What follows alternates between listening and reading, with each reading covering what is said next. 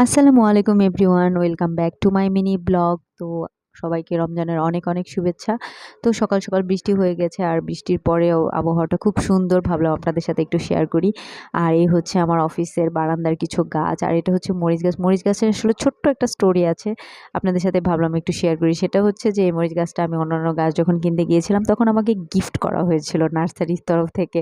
আপনারা এরকম গিফট পান কিনা আমাকে জানাবেন, যে নার্সারি থেকে অন্য গাছের সাথে কিছু গাছ গিফট আপনাদের করা হয় কিনা। যাই হোক, এই হচ্ছে বৃষ্টি ভেজা রাস্তা, আর এই হচ্ছে আরেকটা রাস্তা। আর আকাশের দিকে যখন তাকালাম তখন দেখলাম যে রোদ একটু একটু করে মেঘের আড়াল থেকে উকি দিচ্ছে।